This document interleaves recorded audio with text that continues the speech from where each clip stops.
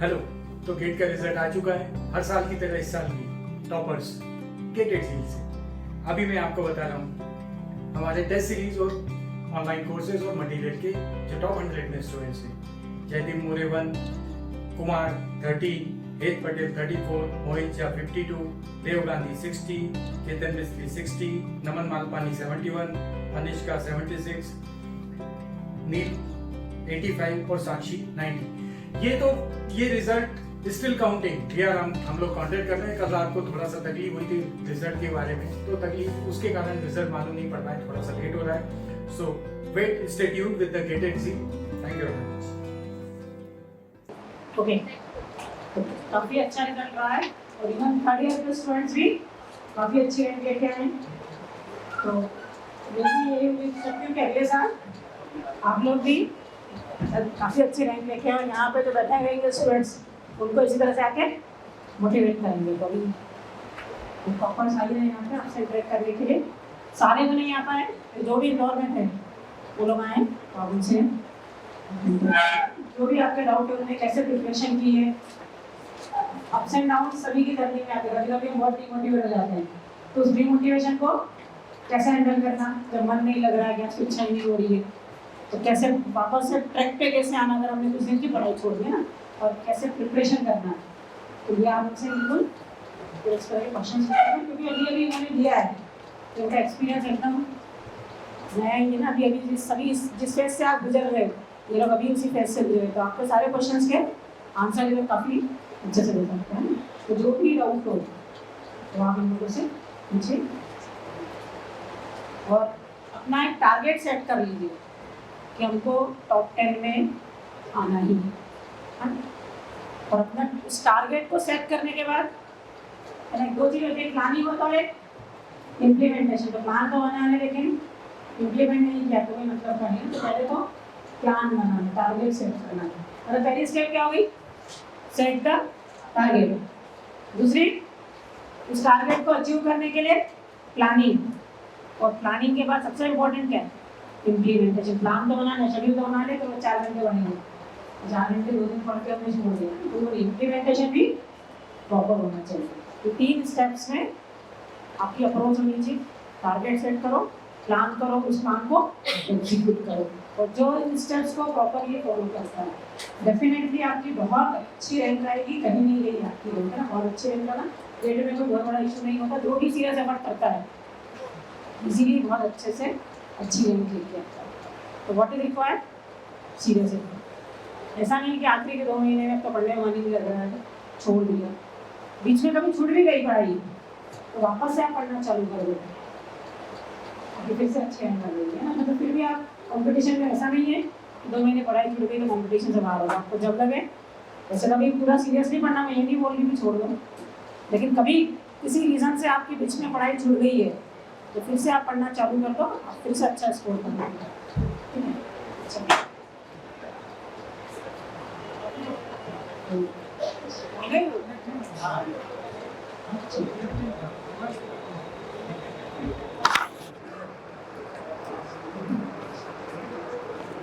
तो किसको लगता है कि टॉप 10 में आ सकते हैं? किसको लगता है टॉप 10 में? सब पहले सोचो तो सही, सबको लगना चाहिए। सबसे पहले आप सभी को बहुत बहुत बधाई।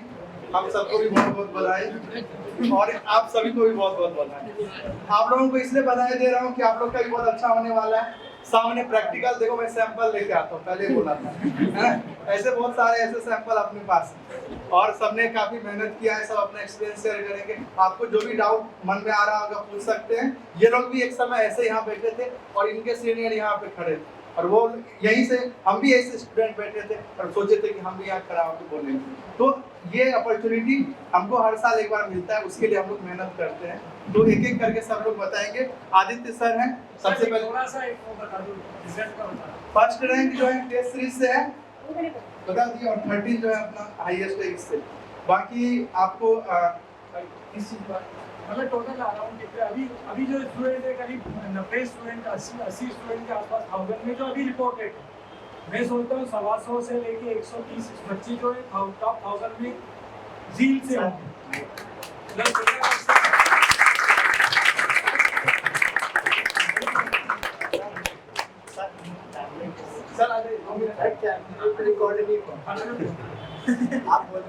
देखिए यहाँ पे नंबर ऑफ स्टूडेंट तो बहुत, यही पूरे मैं इंडिया बेस्ट इंस्टीट्यूट इसलिए बोला जाता है, आप सीट पे देखेंगे लिखा हुआ होता है इंडिया बेस्ट इंस्टीट्यूट। तो मैं सोचता था ऐसा सच में है क्या, लेकिन जब मैं ज्वाइन किया और यहाँ पढ़ना शुरू किया तो लगा कि रियली, फिर रिजल्ट देखा इतने कम बच्चे में रेशियो इतना अच्छा है। और अगर मैं बताता हूँ जो बच्चे आखिरी तक लगे रहते हैं उसका बहुत ही अच्छा रैंक आता है, ये निश्चित है। रैंक नहीं आया, गेट बिगड़ गया, फिर भी वो अच्छी जगह गया है, उन्होंने आखिरी तक प्रयास किया, IIT Hyderabad and there are many other exam भी दे करके अच्छी जगह। उसके बाद भी कुछ जो रह गए, मैं आपकी कॉपी से बहुत अच्छे कंपनी में अच्छी जगह काम करे, मेरे तो ऐसे बहुत सारे लोग मिले। तो कहने का मतलब यहाँ पढ़ने से ये तो तय है कि आप इस प्लेटफॉर्म पे आए हैं, आप अपना एफर्ट दे तो अच्छे जगह जाएंगे। तो यहाँ पे अभी अराउंड, जैसा कि सर ने बताया कि 90 लोग अभी रिपोर्ट किए हैं, और सर का ऐसा कहना है कि बहुत सारे लोग अभी धीरे धीरे करके बताते जा रहे हैं, 120 130 मिनिमम जो है, तो अभी अंडर 1000 में आए हैं। एक एक करके मैं बताना चाहूंगा, अभी सब अपना बताएंगे। और सर आदित्य सर हैं, ये बताएंगे अपने बारे में और आपको जो आपने एक्सपीरियंस आपने फील किया है, जो सीखा है यहाँ से, और बच्चों को कुछ मैसेज देना चाहे और बच्चे फिर कोचिंग एक एक करके सब बता। Hi everyone, my name is Aditya and I have secured All India Rank 352 and मतलब एक्सपीरियंस तो बहुत अच्छा है यहाँ का, क्योंकि यहाँ पे मैम पर्सनलाइज गाइडेंस देती है सबको। बाकी कोचिंग्स में ये नहीं होता है कि पर्सनलाइज गाइडेंस मिले। अर्चित सर, बसंत सर, आशीष सर, हर कोई मतलब डाउट सॉल्व करने से लेके कुछ भी प्रॉब्लम हो वो मतलब पर्सनली सॉल्व कर देते हैं। और मतलब जर्नी तो है कि मतलब वही बेसिक स्टेप्स है जो सबको करनी है कि लेक्चर देखो, नोट्स बनाओ, प्रोजेक्ट सॉल्व करो, टेस्ट सीरीज दे दो, तो यही करना है। बस इसको फॉलो करोगे तो रैंक आ ही जाएगी।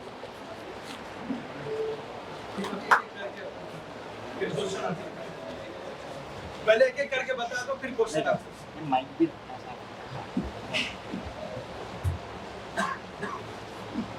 Hello everyone, my name is Shobitpal and I secured All India Rank 315.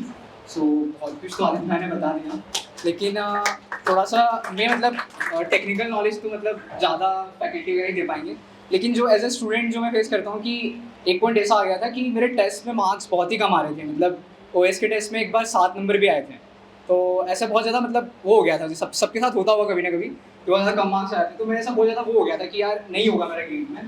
तो मेरे को लग रहा था कि शायद मेरी 1000 पे रैंक नहीं आएगी, क्योंकि जैसे लास्ट ईयर 3rd ईयर में दिया था मैंने, 3rd ईयर में मेरी 4000 रैंक थी। तो मैं सोच रहा था कि अगर 1000 पे आ जाए तो भी मतलब सेटिस्फाइड हूँ मैं ऐसा।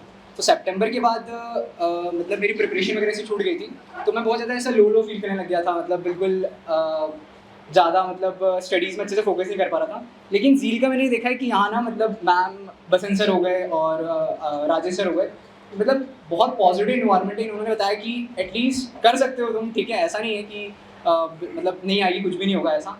और देखो एट दी एंड 315 रैंक आ गई, मतलब मैंने सोचा नहीं था कि ऐसे अंडर 500 रैंक आ जाएगी। लेकिन ये कि बहुत बच्चे ऐसे क्विट कर जाते हैं, जैसे मेरे फ्रेंड वगैरह हो जाए, क्विट कर दिया उन्होंने, छोड़ दिया उन्होंने, प्लेसमेंट ले लिया। लेकिन एट दी एंड ना अच्छा हो ही जाता है। तो ये मैं कहूँगा कि लगे रहो, कंसिस्टेंट रहो, रिजल्ट आएगा, मतलब आ जाता है। देखो मैंने इंप्रूव करा, 4000 से 315 आया, तो सबका इंप्रूव हो ही जाता है, मतलब मैं तो यही कहूँगा। इसमें भी शोभित ने बहुत संघर्ष किया, थोड़ा सा बता दो, इस तरह की परेशानियां हुई तो भी इतनी आ गई। मतलब मेरे साथ ऐसा हो गया था कि मेरे को माइग्रेन हो गया होगा, माइग्रेन पता होगा ना क्या होता है, वो थोड़ा सा स्क्रीन ज़्यादा यूज़ करने से हेड पे प्रॉब्लम होती है। तो मेरे को डॉक्टर ने बोला था कि आप 1 घंटे से ज़्यादा स्क्रीन मत यूज़ करना। तो मतलब टू बी ऑनेस्ट बोलूँ तो सितंबर के बाद मैंने कोई भी टेस्ट नहीं दिए थे, मतलब कोई भी टेस्ट नहीं, मतलब उतना हो ही नहीं पा रहा था मेरे से। तो मेरे पास था कि मेरे जितने मैंने नोट्स वगैरह बनाए थे और क्या बोलते बुकलेट वगैरह सॉल्व किए, बस मैं वही करता रहता था। टेस्ट वगैरह तो मैंने लास्ट में सर नहीं दिए, मतलब नहीं दे पाया मैंने, हाँ मॉक तो एक दिन दिए और वो नहीं दे पाया मैं। लेकिन ये था कि मेरे को इतना था कि जितना मैं कर पा रहा हूँ उतना मेरे को करना चाहिए। और देखो बिना टेस्ट दिए भी आ जाती है, क्योंकि मैंने 2022 में दिए थे टेस्ट अच्छे से, ठीक है, उसमें भी आते थे मार्क्स आते थे 50 55 ऐसे मार्क्स आते थे।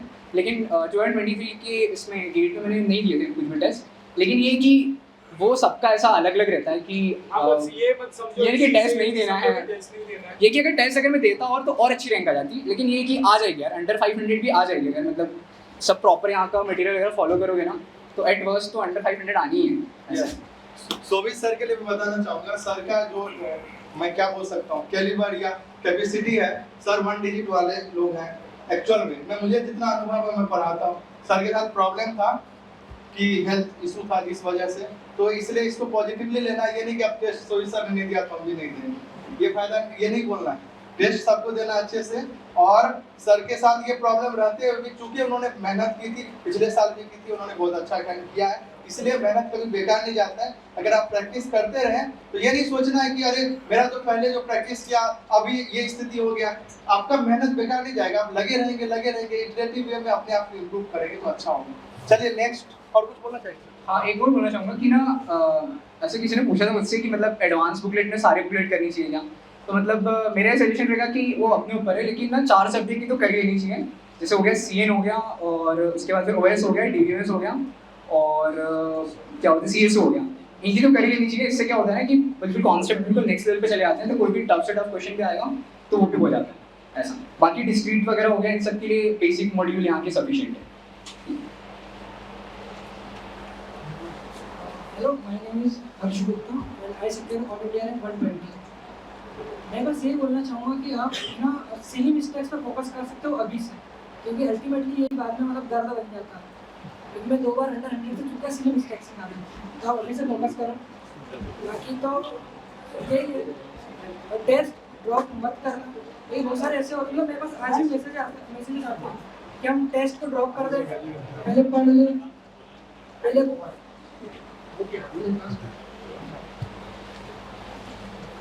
हम मतलब आज ही मैसेज आते हैं लिंक्डइन पे, व्हाट्सएप पे कि हम टेस्ट ड्रॉप कर दें, पहले कोर्स कंप्लीट कर लें।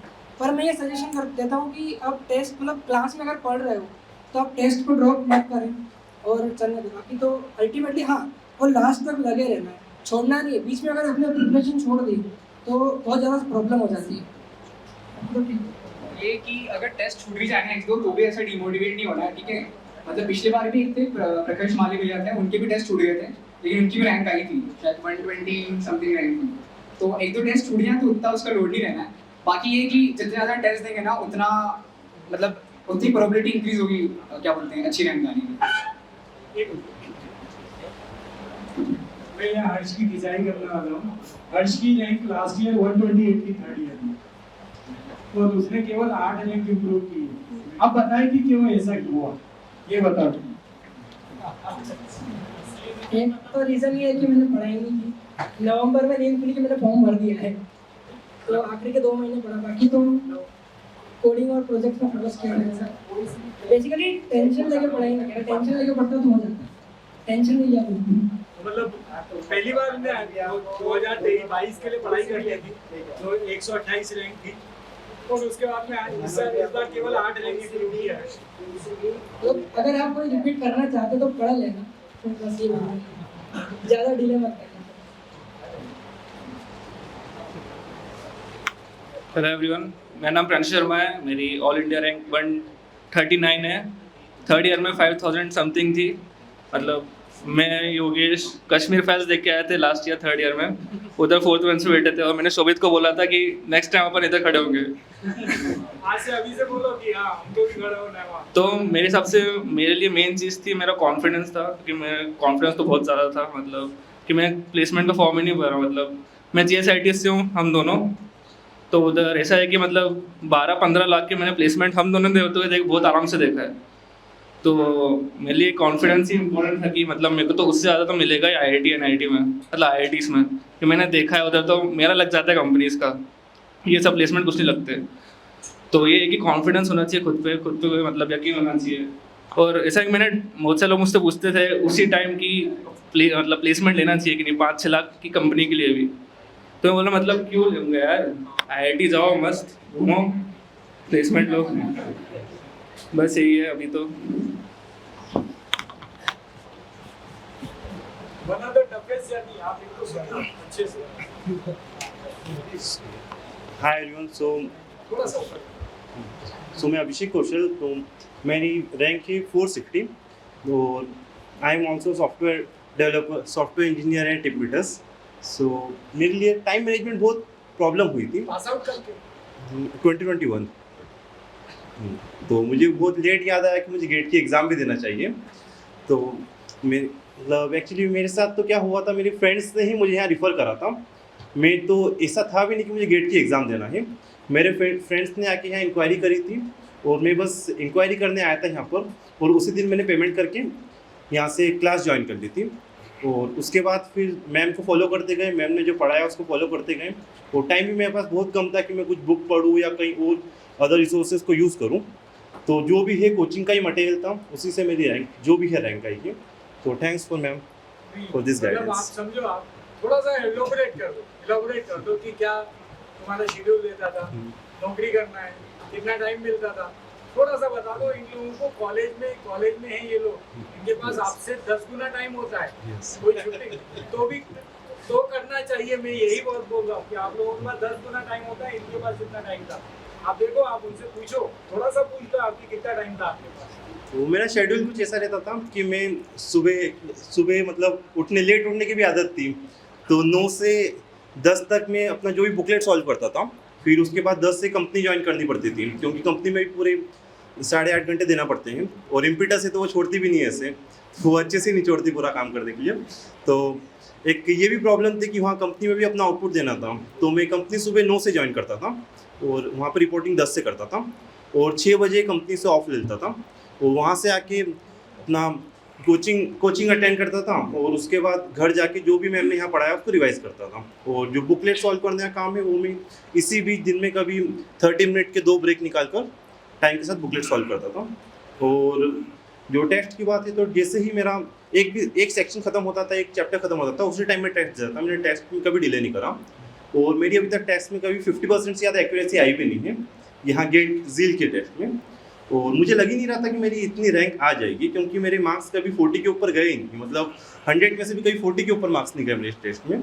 बट फिर मैंने बाद में रियलाइज़ किया कि जो मेरे मार्क्स कम आ रहे हैं उसका रीज़न ये है कि वो नए क्वेश्चन से, और जो मार्क्स में अचीव हो रहे हैं वो पुराने क्वेश्चन से। और मतलब मैं पुराने क्वेश्चन सीख चुका था, और जिसमें मार्क्स नहीं आ रहे थे वो मैं नए क्वेश्चन थे। तो बस यही पैटर्न मैंने जब गेट की एग्ज़ाम हुई उसके बाद एनालाइज किया अपने आप में, और फिर रिजल्ट देखा तो बहुत खुशी हुई मुझे।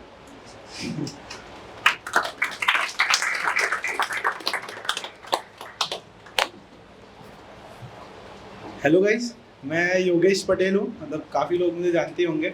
इंटरेक्शन मतलब मैंने बहुत करके रखा था क्लास में। मेरी रैंक है 181, पैलिंड्रोम है, आगे पीछे सेम है, पता होगा डीए से पढ़ते होंगे। तो ऐसा था, मतलब जर्नी हमारी शुरू हो गई थी। 3rd ईयर मैंने ज्वाइन कर लिया था, मतलब अक्टूबर में किया था। उसके बाद आते थे, पढ़ते भी थे, और ऐसा था मतलब मस्ती नहीं करना ऐसा नहीं था, मस्ती करना है। पर जब पढ़ना था मतलब क्लास में फुल ध्यान देके पढ़ते थे। उसके बाद चले जाते थे, मतलब सबको इनको लेके जाता था, हम खिचड़ी खाने चलते हैं, जूस पीने चलते हैं, मतलब ऐसा कुछ नहीं था। तो मस्ती भी करो, पर जो क्लास में ध्यान दे रहे हो, क्लास में मतलब इधर उधर बातें मत करो। मैम जो पढ़ाती है वही आता है, वही गेट में मतलब वही क्वेश्चन आ जाता है। ऐसा कैसा, मैम जो बोला आ गया। FCFS वाला था इस बार सर, तो मैम ने बोला था नहीं होता। मैम मेरे को मतलब वो आया क्वेश्चन उसमें एग्जाम में, तो मुझे पता था मैम ने ये बोला था, मैं वो करके आया। और वो IIT वालों ने भी बोला वो आंसर सही नहीं है, तो मैम ने बोल दिया था और उन्होंने कर दिया वो सही।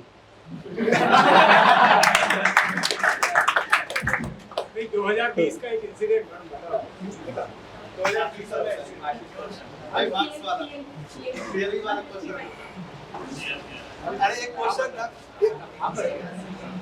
एक क्वेश्चन था 2020 में। उसमें क्या था, पूरे जितना भी इंडिया में कोचिंग है सबका आंसर एक तरफ था, और अपने कोचिंग का आंसर एक तरफ था, और बाद में आंसर अपना ही आया जो सही था। पूरे इंडिया में मतलब सब एक तरफ थे, अपना एक तरफ था। किसी भी फॉरम के ऊपर लिखा कि ये आंसर है, ऐसे काट दिया लोगों ने, बोले इतने बिल्कुल सब बोले ये तो हो ही नहीं सकता। हर एक ने किसी ने बोला पूरे इंडिया में कि ये आंसर तो किसी हालत में नहीं होगा। आखिरी में गेट ऑफिस की तरफ से ये आया कि यही सही आंसर है। ये बहुत कॉमन क्वेश्चन है जो हम लोग क्लासरूम में करते हैं। आप ऑपरेटिंग सिस्टम पढ़ेंगे तब हम TLBs पढ़ेंगे, तो TLB से रिलेटेड एवरेज एक्सेस टाइम का क्वेश्चन था। और यहाँ बैठे झील के हर स्टूडेंट ने उसको सही करा था, वही जो आंसर दिया था। नहीं, केवल झील के स्टूडेंट ने वो सही किया था, पूरे इंडिया ने गलत किया। क्योंकि बाकी तो कोचिंग क्लासेस वाले आंसर ही गलत दे रहे थे। जब पढ़ाने वाला आंसर गलत दे रहा था, बच्चों ने तो उम्मीद ही नहीं कर सकते हैं कि सही किया होगा। तो केवल जिल के स्टूडेंट्स का वो, क्योंकि उनको तो बहुत सिंपल लगा था, कितना सिंपल क्वेश्चन 2 मार्क में आ गया, और बाकी सभी बच्चों का क्वेश्चन गलत हो गया। एक्चुअली मैंने गेटेड सील ज्वाइन इसलिए किया था, मतलब मेरे सीनियर्स तैयारी कर रहे थे, उसके पहले कोरोना में मैंने देखा कि मतलब कॉलेज लाइफ में कुछ नहीं हुआ है, अपना कॉलेज भी अच्छा नहीं है, मतलब मैक्सिमम सब इसीलिए बैठे हो कि कॉलेज अच्छा है ही नहीं अपना, IIT से कोई होगा नहीं है तो इसीलिए मतलब मैंने सोचा कि अब IIT जाना ही है तो ज्वाइन करते, तो सीनियर से पूछा कहाँ जाना चाहिए, तो वो लोग यहीं आते थे गेटेड सील, तो उन्होंने बोला मैम पढ़ाती है आ जाना तुम, मतलब सर भी होंगे और मतलब बड़ी कोचिंग होगी, जैसे सब LN वेलन सब जाके आए थे 10-15 फैकल्टीज, उन्होंने बोला एक मैम पढ़ाती है भाई हमको 10 सब्जेक्ट, बोले यार एक महिला इतना कर कैसे सकती है यार, मतलब मुझे लगा कि ऐसे कर रही तो ऐसे थोड़ी ना करूँगा मैं ज्वाइन कोचिंग है। फिर सर से आया, सर से बात की, बाकी रिजल्ट देखे, मतलब फोड़ रखे लोगों ने, 4 ऑल इंडिया रैंक 4, 2 इंटरव्यू देखे, फिर मैम से मिला, मतलब मोटिवेटेड लगा, हाँ यार हो सकता है यार, कर तो सकते हैं, तो फिर आया पढ़ा निकाला हमने भी गेट, मतलब बहुत बढ़िया एक्सपीरियंस था, और मैम मतलब देव आत्मा है हमारे लिए, तो हमको वहाँ पहुँचा दिया, और तो कुछ नहीं बस। हेलो एवरीवन, मेरा नाम मिलिंद पांचाल है और मेरी रैंक आई है 370। तो नहीं ऑफलाइन, तो मैं बोलना चाहता हूँ कि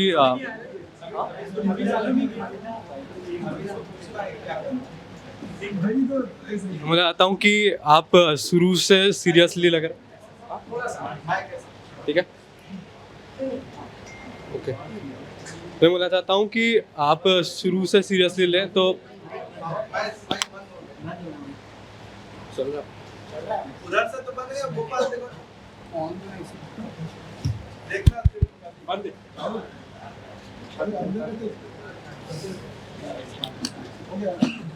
हेलो हेलो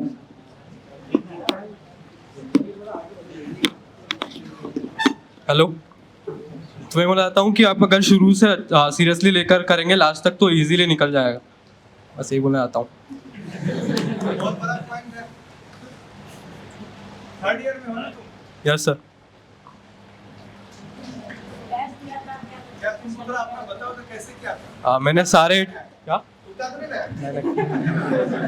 कैसे किया था बताओ जरा। मैंने सारे टेस्ट रेगुलर टाइम पे दिए थे, कुछ छूट जाता तो फिर भी उसको थोड़े दिन बाद नहीं देता था मैं, मतलब मैंने सारी चीज़ें करी है मोस्टली, मतलब एडवांस भी लगाई है बहुत सारे सब्जेक्ट की, सारे बेसिक्स भी टाइम पे किए थे, लास्ट में थोड़ा छूट गया था फिर मैंने वापस से कर लिया था, तो ऐसे हो गया। विश्वास नहीं रहा होगा। ऐसा होता है जनरली, इसको ध्यान रख सकते। हेलो, मेरा नाम यश भाटिया है और मेरी रैंक 448 है और मैं ड्रॉपर हूँ बेसिकली। तो मेरे को ऐसा लगता है कि अपनी प्रिपरेशन में थोड़ा परसिस्टेंट रहना चाहिए हमेशा, और मेरे को ऐसा लगता है सब बोल रहे हैं कि टेस्ट टाइम टू टाइम देना चाहिए, मतलब मेरे को ऐसा लगता है कि जब तक सिलेबस पूरा ना होना तब तक टेस्ट नहीं देना चाहिए, क्योंकि अगर टेस्ट में नंबर नहीं आते हैं ना तो एनालाइज करने की इच्छा नहीं होती है। मेरा पर्सनल एक्सपीरियंस है, अब जिसको फॉलो करना है वो फॉलो करे। तो मैं वो इंसान हूँ जो पहले सिलेबस कंप्लीट करता है फिर टेस्ट देता हूँ, क्योंकि अगर मेरे को नंबर नहीं आते तो मेरी इच्छा नहीं होती एनालाइज करने की पेपर को। तो पहले सिलेबस कंप्लीट करना चाहिए, उसके बाद ही टेस्ट देना चाहिए। और दूसरी चीज़ ये है कि मेरे को ऐसा लगता है कि एक बार पढ़ने से कभी भी अच्छी रैंक नहीं आ पाती, तो दूसरी बार 2 बार पढ़ना चाहिए, मॉड्यूल भी 2 बार करो, लेक्चर्स भी 2 बार देखने चाहिए, तो मेरे हिसाब से अच्छी रैंक आएगी। क्योंकि एक बार में मेरे हिसाब से ऑफलाइन नोट्स नहीं बना पाते हम, अच्छे नोट्स नहीं बन पाते ऑफलाइन में, तो ऑनलाइन लेक्चर देखना पड़ता है मेरे हिसाब से। तो इसके लिए मतलब मेरे को लगता है कि अगर तुम ऑफलाइन क्लास अटेंड कर रहे हो बेसिकली, तो तुमको ऑनलाइन लेक्चर देखना चाहिए, क्योंकि एक बार में तुम अच्छे नोट्स नहीं बना पाओगे, और नोट्स बहुत अच्छे बनाने पड़ेंगे अगर मतलब रिवीजन अच्छा करना है तो, क्योंकि दिसंबर जनवरी में जाके हालत खराब होगी अगर नोट्स ढंग के नहीं होंगे तो। और जो ड्रॉपर है उसको मैं पर्सनली यही कहूँगा कि यार अच्छे से करना, शुरुआत से करना, क्योंकि जनवरी में जाके तो तुम्हारी हालत होगी ना कि यार जब नंबर नहीं आएंगे ना तब बहुत दिक्कत होती है कि यार जॉब छोड़ चुके हैं और अभी ड्रॉपर है तो यार अच्छे से करना पड़ेगा। तो जनवरी में जाके तुम शुरुआत से अच्छी पढ़ाई करो, क्योंकि जनवरी में जाके जब मैं भी शुरुआत से अच्छे पढ़ते आ रहा था, बट फिर भी जनवरी में जाके हालत खराब हुई थी मेरी। तो अच्छे से पढ़ना, कोशिश करना कि परसिस्टेंटली पढ़ते रहो। ऐसा नहीं करना कि 10 घंटे पढ़ा फिर 2 घंटे नहीं पढ़ा, फिर 2 दिनों तक नहीं पढ़ा। तो रोज ही पढ़ना, ये सबसे अच्छी चीज़ है, बजाय कि 10 घंटे पढ़ना फिर 3-4 दिनों तक नहीं पढ़ना।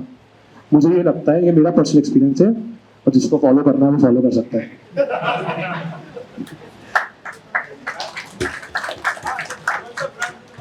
Electronics and telecommunication. हाँ, मेरा कोई बैकग्राउंड भी नहीं था, तो मैंने जो थ्योरी ऑफ कंप्यूटेशन, कंपाइलर, ये सारे सब्जेक्ट कोचिंग में आके पढ़े, और मैम बहुत अच्छा पढ़ाती है। तो हम बिल्कुल भी वो मत सोचना कि यार तुमको ज़्यादा नॉलेज है, मैम को ज़्यादा नॉलेज है। मैम जो भी बोले ना वो पत्थर की लकीर है। अच्छे से लिखना, तो नोट्स अच्छे से बनाना, जो मैम बोले वो लिख लेना अच्छे से, ठीक है।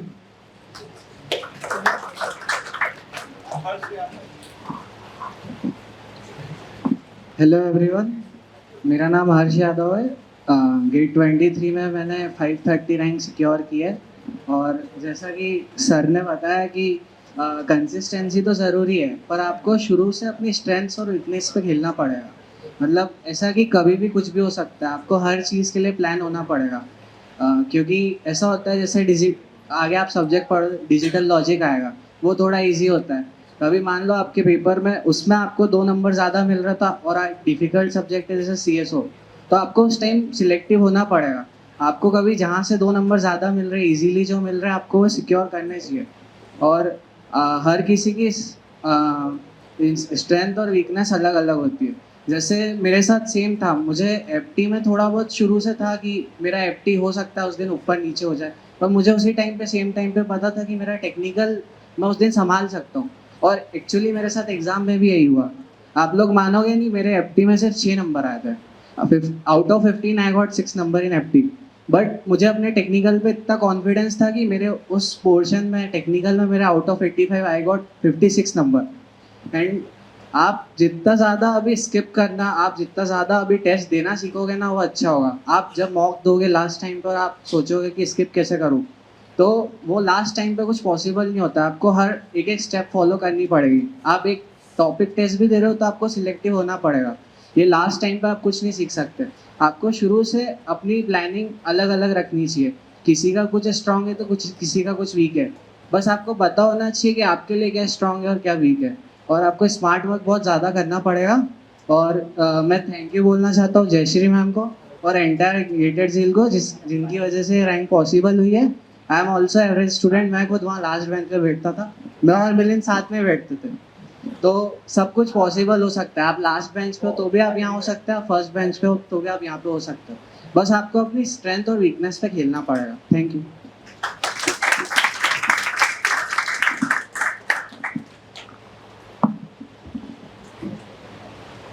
Hi everyone, my name is Govind Sharma and I have secured All India rank 405. मैं आपको एक ही बात बोलना चाहता हूँ कि एक स्ट्रक्चर है और उसको फॉलो करना है। टेस्ट साथ में देते रहना है और FT और मैथ्स को दिसंबर जनवरी के लिए बचा के नहीं रखना है, उसको साथ में करना है। बसंत सर के लेक्चर साथ में अटेंड करते रहो। मैंने एंड के लिए बचा के रखा था और छोड़ना पड़ा आखिरी में सिर्फ PYQ लगा के गया मैं, तो उससे हो गया। वैसे बाकी रिस्क नहीं लेना चाहिए, साथ में करते रहो। और टेस्ट सीरीज़ के मार्क्स से डिमोटिवेट नहीं होना। मेरे मॉक 1 में मुझे याद है अभी भी 37 मार्क्स आए थे और मैं खूब दुखी हुआ था उस टाइम। तो आज मेरे को समझ में आता है कि अपनी गलतियाँ से जो मैंने सीखा है वही मुझे काम आया है। जो उस टाइम मुझे दुख हुआ था वो वेस्ट था, ऐसा अभी लगता है। तो ऑल द बेस्ट।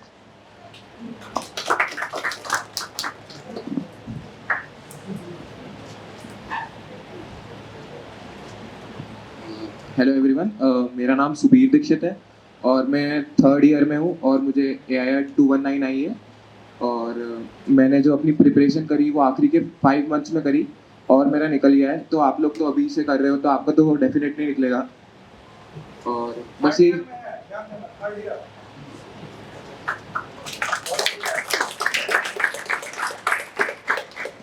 और बस यही कहना है कि कंसिस्टेंटली वर्क करो और अपने आप निकलेगा। और जो आप टेस्ट देते हो, टेस्ट देना इंपॉर्टेंट है, पर अगर आप टेस्ट का एनालिसिस नहीं करोगे तो वो कोई मायने नहीं रखता है। टेस्ट की गलतियों से सीखो और करते रहो, और अपने आप निकलेगा, ज़्यादा लोड नहीं लेना।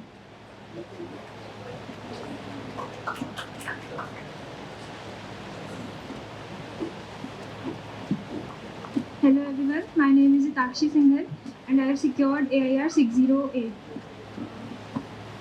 It is my 2-year preparation journey. पहले मुझे 1466 रैंक मिला था 3rd ईयर में एंड अभी 609 एंड मेरी पूरी एंड का क्रेडिट जो है वो मैम, सर और मेरे पेरेंट्स से जाता है। उन्होंने मुझे बहुत सपोर्ट और मोटिवेट किया, हमेशा मुझको बिलीव किया। So thank you so much ma'am.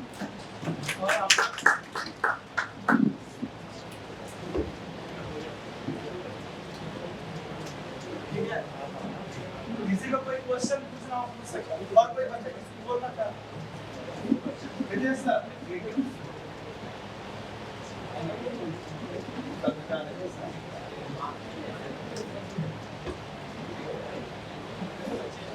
कोई डाउट हो तो पूछ लो मैंने, किसी को डाउट हो तो।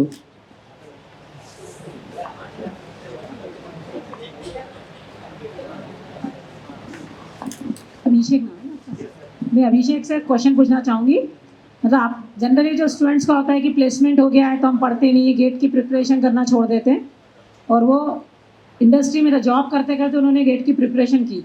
तो मेरा उनसे ये क्वेश्चन है कि क्या चीज़ है जो उनको गेट की प्रिपरेशन के लिए मोटिवेट कर रही है? क्योंकि इम्पीटेस एक अच्छी कंपनी है, वहाँ जॉब भी प्रोफाइल भी अच्छा ही है, अच्छा जॉब सेट, मतलब टेस्टिंग टाइप का जॉब नहीं होता, यूजुअली सभी को सॉफ्टवेयर डेवलपमेंट का जॉब मिलता है। तो क्या चीज़ थी इनको कि इन्हें जॉब छोड़ के गेट के लिए आगे हायर स्टडीज़ के लिए जाना चाहते हैं?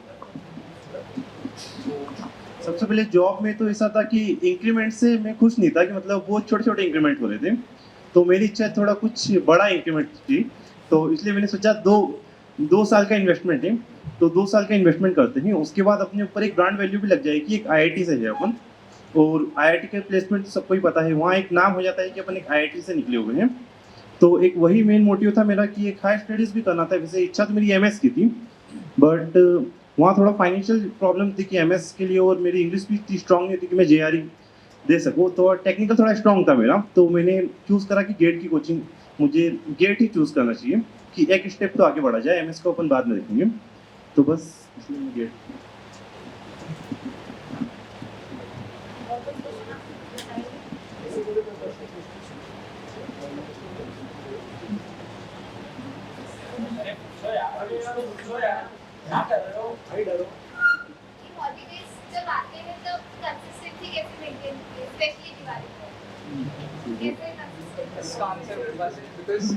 मेरे साथ तो इशू हो गया था, बताया था। तो मेरे को तो क्या होता है, पहले मैं टू बी ऑनेस्ट बताऊँ तो 8-8 9 घंटे मतलब स्टडिंग बन जाती थी, लेकिन फिर ना बाद में नहीं पता था। तो जिसने मैंने पूछा कि हॉलीडेज़ के टाइम पे क्या करना चाहिए, तो मेरा कहना है कि सुबह उठ जाओ जल्दी, ठीक है, 1 घंटे पढ़ लो, और ना फिर अगर 1 घंटे अगर पढ़ लोगे ना तो ऐसा हो जाएगा कि तुम्हें लगेगा कि मेरा पूरा दिन जो है वो हो गया, प्रोडक्टिव हो गया, मैं बाकी चीज़ों पे भी काम कर सकता हूँ ऐसा। लेकिन अगर ये कि अगर किसी के क्या रहता है, लेट नाइट स्टडी करते हैं वो लोग, फिर ऐसा लगता है कि फिर सुबह उठ रहे हैं और क्या बोलते हैं, फिर ऐसा लगता है कि मतलब कुछ अगर पढ़ा नहीं तो ऐसा लगता है ना कि मतलब कुछ किया ही नहीं यार, आज का दिन तो ऐसे ही वेस्ट हो गया। तो सुबह उठ के 1 घंटे 2 घंटे पढ़ लो, और फिर बाकी जो एक्टिविटीज़ है वो तुम कर सकते हो। और मेरे को जहाँ तक लगता है ना कि 2-3 घंटे की इफेक्टिव पढ़ाई होती है, उसके बाद फिर ब्रेन भी उतना ज़्यादा ग्रास्प नहीं कर पाता है। मतलब एक होता है, एक पढ़ाई होती है और एक अंडरस्टैंडिंग होती है।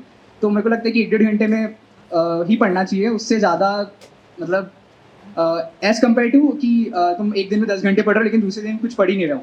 इससे अच्छा है कि 1-1 घंटे रोज़ पढ़ लो। मैंने पूछा कि दिवाली के दिन भी सुबह उठ के 1 घंटे पढ़ लिया, क्वेश्चंस लगा लिए, बस उसके बाद फिर फेस्टिवल सेलिब्रेट कर लो, सिंपल।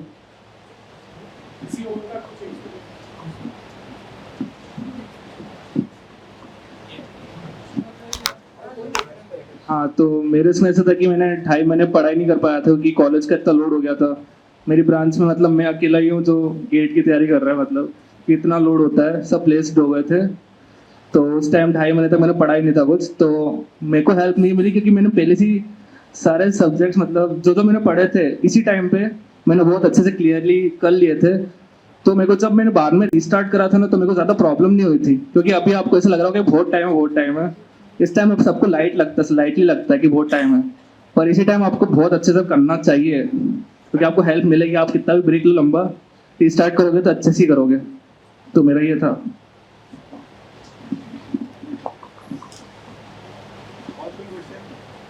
एक साल पहले आपको क्या एडवाइस है?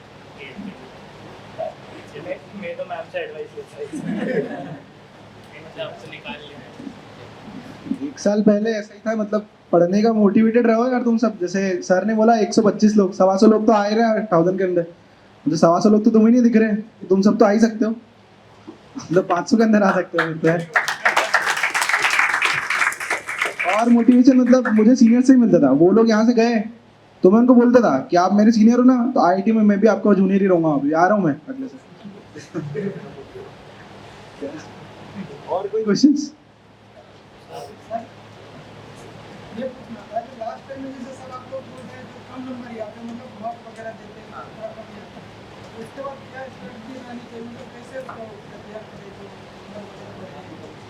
पता चले जहाँ मेरा सही जाना है कि नहीं जाना है। देखो मेरे को लगता है कि गेटेड जील के जो टेस्ट होते हैं वो बहुत टफ डिफिकल्ट होते हैं।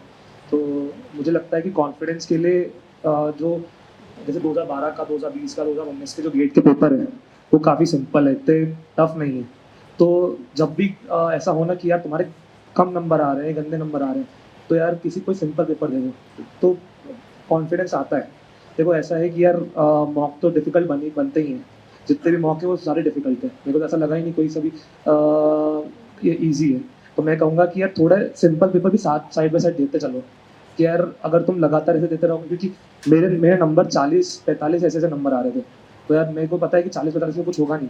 तो मेरे को लगा कि गेट में ऐसे नंबर आएंगे तो क्या। तो फिर जब मैंने PYQ दिया तो मुझे पता चला कि यार हाँ यार जो मॉक है वो एक्चुअली 2022 के पेपर के हिसाब से क्या है कि गेट 2022 जो है वो बहुत डिफिकल्ट था, तो वो 2022 के हिसाब से थे।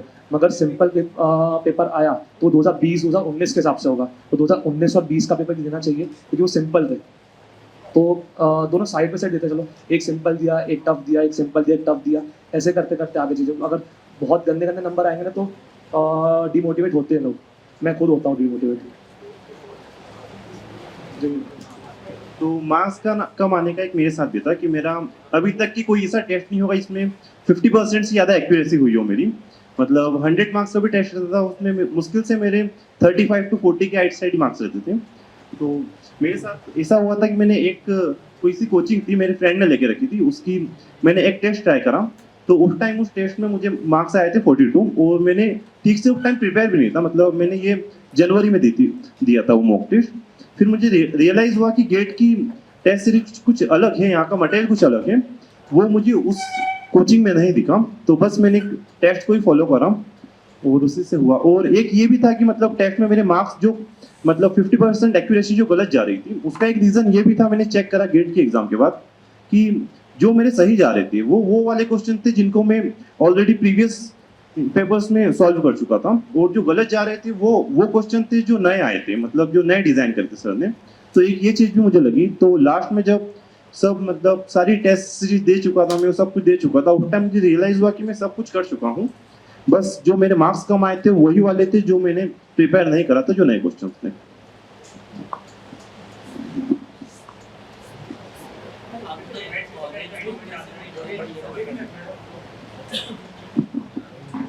देखो टेस्ट में मार्क्स कम आते हैं तो मैं बार बार यही कहती हूँ कि डिमोटिवेट नहीं होना है। हमारा ये पर्पस नहीं रहता कि आपको खूब नंबर आए, है ना। जैसे सिंपल टेस्ट भी डिज़ाइन, जब इतना टफ डिज़ाइन कर सकते हो, सिंपल डिज़ाइन करना कोई बहुत इशू नहीं है। लेकिन हम चाहते हैं कि आप हर टेस्ट से कुछ सीखो। हाँ, सिंपल टेस्ट तो हम बहुत इजीली डिज़ाइन कर रहे हैं ना। टफ क्वेश्चन बनाने में हमको भी उतने एफर्ट्स पुट करने पड़ते हैं कि क्वेश्चन को टफ कैसे किया जाए।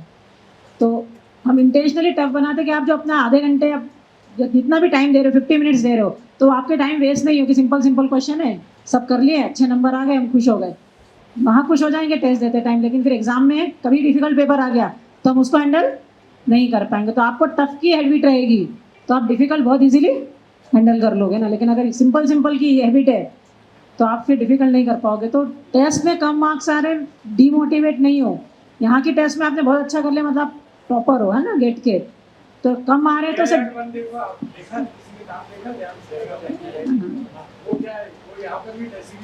टेस्ट सीरीज में वो भी टॉप करता था, जील की टेस्ट सीरीज में वो भी 1 है ना, वही सबसे ज़्यादा मार्क्स लेके आता था।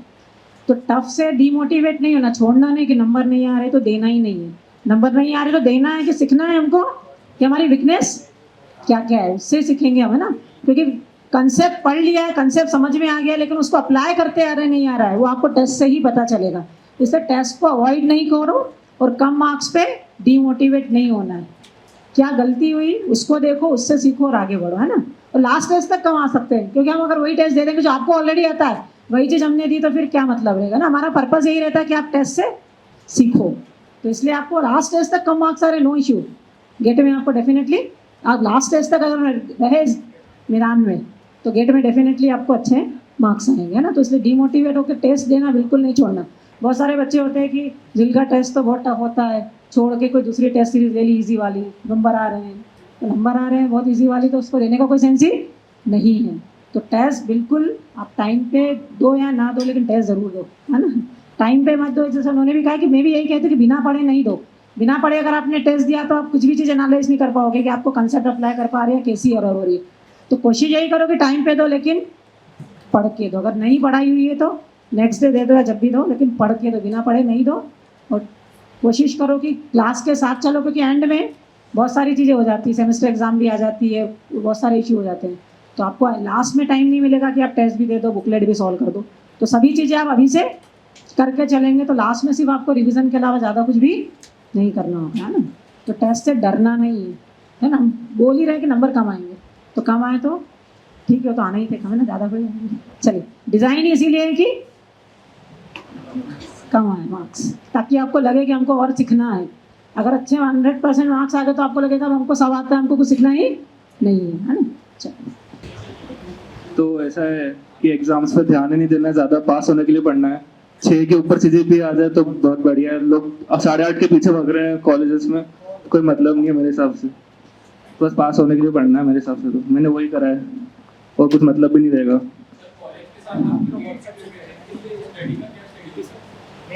मेरा थोड़ा ख़राब हो गया था, मैं कॉलेज पे ज़्यादा ध्यान दे रहा था, मतलब वो जानबूझ से दिलवा ही रहे थे, ऐसा था। तो मैं तो ये बोलूँगा कि पास होने के लिए जितनी तैयारी करना है वही करना है। कॉलेज का प्रेशर तो बहुत रहेगा, मतलब दे रहे तो बहुत रहेगा, पर वो ये कि हैंडल करना है यार, और हो जाएगा, आप सीख जाओगे हैंडल करना, मज़ा आएगा एक टाइम के बाद। तो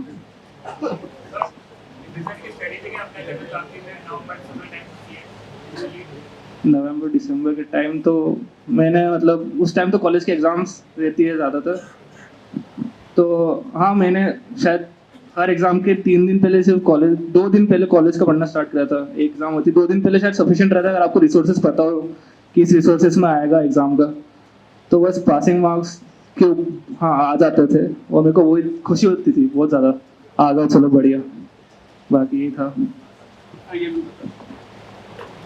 रिवीजन का ऐसा है, मतलब अगर तुम मैम के साथ चल रहे हो, टेस्ट सीरीज पूरी फॉलो कर रहे हो, तो तुमको रिवीजन करने की एक तरीके से ज़रूरत ही नहीं पड़ेगी। मतलब हमारे टॉपिक टेस्ट होते हैं, उसमें तुमने पढ़ लिया एक बार क्लास में, फिर फुल टेस्ट होता है, तब पूरा एक सब्जेक्ट तुम रिवाइज कर लो, फिर नया सब्जेक्ट आ गया, फिर तुम्हारे लास्ट में पता है, मतलब नवंबर तक अक्टूबर में ही राउंड टेस्ट चालू होंगे। तो राउंड 1 में सबके फुल टेस्ट होंगे हफ्ते में 2, तो उसमें 2 बार रिवाइज हुआ। फिर राउंड 2 आएगा, उसमें वापस पूरा सब्जेक्ट आएगा, तो उसमें 2 राउंड वापस, 2 टेस्ट वापस होंगे, तो उसमें 2 बार, 5 बार तो आपका पूरा रिवीजन हो चुका है। और फिर मॉक, मतलब 6-7 बार रिवीजन तो बहुत होता है यार गेट निकालने के लिए।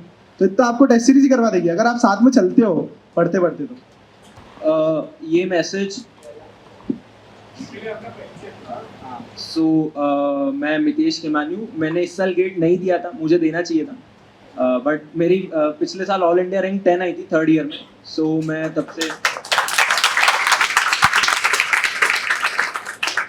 तो मैं जील पे 1 साल इधर मेंटर था, और मेरा मैसेज उन बच्चों के लिए जो जील से कनेक्टेड नहीं है, अगर आप किसी भी कारण जील की कोचिंग में एनरोल नहीं कर पा रहे ऑफलाइन या ऑनलाइन, सो एक मेरा सजेशन हमेशा ये रहेगा कि एटलीस्ट आप जील का प्रैक्टिस मटेरियल और टेस्ट सीरीज तो ले ही सकते हैं। अगर आप वो दोनों भी नहीं ले पा रहे हैं तो जील की टेस्ट सीरीज इतनी बेस्ट है, नंबर 1 टेस्ट सीरीज है। मैंने यार बहुत टेस्ट सीरीज देखी, आपको जील की टेस्ट सीरीज तो लेनी ही लेनी चाहिए। आप कहाँ भी हो, डजेंट मैटर, कोई भी कोचिंग में जा रहे हो, कुछ भी कर रहे हो, ठीक है, क्योंकि जील की टेस्ट सीरीज में यार सारे एकदम स्टैंडर्ड क्वालिटी रेफरेंस के एकदम प्रॉपरली फ्रेम्ड क्वेश्चंस आते हैं, जो आई थिंक गेट कितना भी अपनी क्वालिटी इंक्रीज कर ले, कितना भी हार्ड आ जाए, वो कभी भी जील के टेस्ट से हार्ड नहीं हो सकता, ठीक है, क्योंकि जील में टॉपर्स के नंबर हमेशा, अगर आपके 100 में से 60 आ रहे हैं तो बहुत बड़ी बात है जील में वो। सो ये मैसेज उन लोगों के लिए जो जील से जुड़े हुए नहीं है, ठीक है, तो एटलीस्ट आपको टेस्ट सीरीज तो परचेस करनी चाहिए, आपको पता चलेगा प्रॉपरली आपके कंसेप्ट कितने अच्छे हैं, आप कहाँ स्टैंड कर रहे हो। और ये पिछले साल भी हुआ था, इस साल भी हुआ है कि दोनों जो ऑल इंडिया रैंक 1 है, उन्होंने, वो हमारी कोचिंग से भले जुड़े हुए नहीं थे, बट दोनों ने हमारी टेस्ट सीरीज ली थी। सो और ये भी मैंने देखा यार कि एंड में जो जील के जो मॉक्स होती है ना, आखिरी वाली मॉक्स होती है, वो मॉक्स में जो रैंकिंग्स आती है, मतलब जो टॉप 10 टॉप 20 में रहते हैं ना, वो बच्चे as it is top 100 top 200 में आ जाते हैं। सो आप उससे लेवल समझ पा रहे होगे यार कि जील की टेस्ट सीरीज का लेवल क्या, और एक्यूरेसी और गेट से कितनी सिमिलैरिटी है, कि गेट का रिजल्ट यार अपने को पहले ही 5-6 मॉक्स में दिखने लग जाता है कि यार यही आने वाला, ट्रस्ट मी वही आता है। मतलब बहुत ऐसा रेयर केस में हो जाएगा यार कि कोई एक आध ऊपर नीचे हो जाए, या जो ऐसा तो मैंने कभी नहीं देखा जो जील में टेस्ट में बहुत अच्छा परफॉर्म कर रहा है उसकी गेट में रैंक नहीं हो, ये तो मैंने कभी नहीं देखा। सो बस मेरा मैसेज यही रहेगा यार कि जील की टेस्ट सीरीज आप कोई भी कोचिंग इंस्टीट्यूट में आपको जरूर फॉलो करनी चाहिए। And thank you.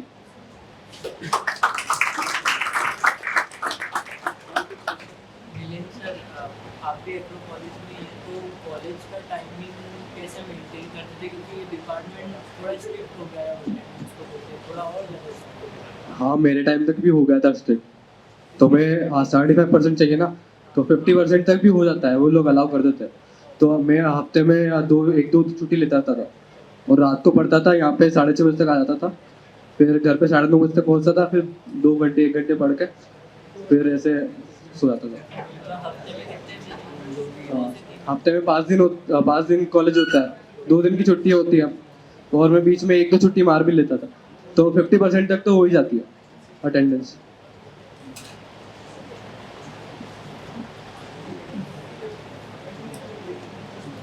हमारे साथ वाले जो कॉलेज आ रहे हैं वो web development, app development, coding और कोडशेप के बहुत सारे क्वेश्चंस करते हैं, लेकिन उनमें से कि जैसे जो मैथ्स और इन सब को लेकर हैं और उसमें हमारे मतलब नहीं करता है, तो फिर जैसे बचना टाइम पे पॉसिबिलिटी हो रहा है, तो आप उसको उससे डील करते थे कि कुछ नहीं बन रहा है और वहाँ का पेपर कुछ भी नहीं कर देना, वेब डेवलपमेंट, ऐप डेवलपमेंट, तो फिर उस चीज़ का आप कैसे हैंडल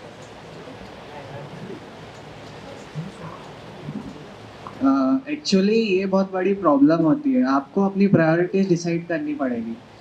ये सबके साथ होता है। इनका क्वेश्चन ये है कि कॉलेज में जैसे फ्रेंड सर्कल जो होता है तो कुछ कोडिंग करते हैं, वेब डेवलपमेंट करते हैं, उसी टाइम पे अपन गेट की प्रिपरेशन करते हैं, तो अपन फिर गेट के लिए भी कभी कभी नहीं हो पाता और वो भी नहीं, तो अपन दोनों साइड से नहीं रह पाते। यही क्वेश्चन है ना आपका? तो इसका सीधा सा सॉल्यूशन है कि आपको अपनी प्रायोरिटी डिसाइड करनी पड़ेगी। यह सबके साथ होता है। मेरे भी फ्रेंड्स थे जो कोडिंग करते थे, मेरे भी फ्रेंड्स हैं जिनने प्लेसमेंट लिया है, उसी टाइम पे मैंने ड्रॉप किया है। सेम रीज़न है कि मेरी प्रायोरिटी गेट को लेके ज़्यादा थी। आपको कोडिंग करनी है, आपको इंटरेस्ट है, बढ़िया बात है, आप थोड़ा बहुत कर सकते हो, आपका भी 3rd ईयर में हो तो, और 4th ईयर में भी, और आपको थोड़ा बहुत इंटरेस्ट है तो आप कर सकते हो, थोड़ा थोड़ा चलता है। अब आपके ऊपर है कि आपको कोडिंग, आपको यहाँ पे करके एक सिंपल सी सर्विस बेस्ड कंपनी के लिए जॉब करना है उस कोडिंग करके, भले आप कितनी भी कर लो, कभी आपके पास अपॉर्चुनिटी नहीं आएगी तो कोई सेंस नहीं है उस कोडिंग का भी। कभी आप ऐसे स्टेट्स भी देखोगे ना तो बहुत कम बच्चे होते हैं जो मतलब टायर 3 कॉलेज से अमेजोन और ये क्रैक करते हैं, और आपको उतनी मेहनत, जितनी मेहनत आप उस लेवल पे जाने के लिए करोगे, उससे कम मेहनत में आप गेट में एक अच्छी रैंक ला सकते हो। और यही सेम होता है कि आपको कोडिंग करनी है, आप कभी IIT जाके कोडिंग करते हो तो वहाँ से गूगल, अमेजोन, एप्पल ये क्रैक करना बहुत आसान हो जाएगा, क्योंकि अपॉर्चुनिटी आएगी। पूरा खेल अपॉर्चुनिटी और प्रायोरिटीज़ का है। कभी आप अभी कोडिंग करते हो, गेट की रैंक छोड़ते हो, तो फिर आपको रिजल्ट पता होगा।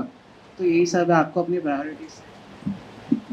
और मेरा ये सजेशन है कोडिंग के लिए कि आप गेट की प्रिपरेशन कर रहे हो तो यहाँ पे जो आपको DSL को पढ़ाएंगे, आपका उससे कोडिंग का एक नॉलेज भी स्ट्रांग हो जाएगा।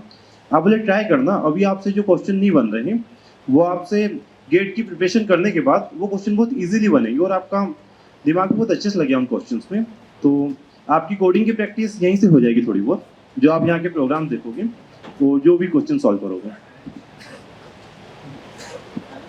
एक चीज़ मैं कहूँगा कि कुछ सब्जेक्ट्स जो है ना वो बहुत इंपॉर्टेंट है, तो उन सब्जेक्ट्स को बहुत अच्छे से करना। एक CDSA से बहुत इंपॉर्टेंट है। ऐसा 10 साल में ऐसा कभी भी नहीं हो रहा है कि यार CDSA का जो वेटेज है वो 20 से कम हो रहा है या 15 से कम हो रहा है, तो उसका वेटेज अच्छा खासा रहता है। तो CDSA छोड़ ही नहीं सकते तुम गलती से भी बताओ CDSA नहीं छोड़ सकते।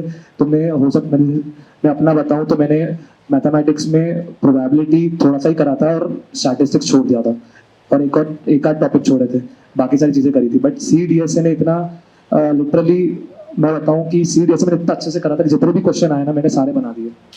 तो ऐसा है कि CDSA का 10 साल में कभी भी वेटेज कम नहीं हुआ है। तो CDSA अच्छे से करना और TOC कंपाइलर करना। और तुमको लग रहा है कि बाकी जो सब्जेक्ट हैं कि यार उनका वेटेज कम है, बट ऐसा है कि यार इस बार जैसे पेपर थोड़ा सिंपल आया तो किसी ने भी कोई भी टॉपिक छोड़ा होगा ना उसको बहुत नुकसान हुआ होगा कि यार बहुत सिंपल क्वेश्चन आए, तो यार अगर तुम्हारे पास उसकी नॉलेज नहीं, उस क्वेश्चन उस कॉन्सेप्ट तुम्हारे पास कॉन्सेप्ट नहीं है कि भैया तुम इस क्वेश्चन को सॉल्व कर पाओ, तो तुमको अच्छे से करना पड़ेगा कि यार तुम कुछ भी छोड़ नहीं सकते पहली चीज तो। और TOC compiler, CDSA, discrete mathematics, और मैं कहूँगा CSO अभी तुम्हें करना। जैसे अभी इस बार DBMS का वेटेज बहुत कम हो गया, बहुत ही वाहियात क्वेश्चन आया था SQL का। तो यार मैं कहूँगा कि अब अब SQL का तो ऐसा क्वेश्चन तो थोड़ा सा एडवांस लेवल का आता ना, तो यार वो इंसान वो उस क्वेश्चन को नहीं बना पाता जिसने SQL नहीं पढ़ा है। तो तुम रैंक लाने के लिए तुम एक भी टॉपिक छोड़ नहीं सकते, तुम्हें हर टॉपिक पढ़ना पड़ेगा। मुझे लगता है कि अगर गलती से अगर स्टैटिस्टिक्स से क्वेश्चन आ जाता, रैंडम वेरिएबल से क्वेश्चन आता, मैं नहीं बना पाता, मेरे 2 नंबर वहाँ चले जाते।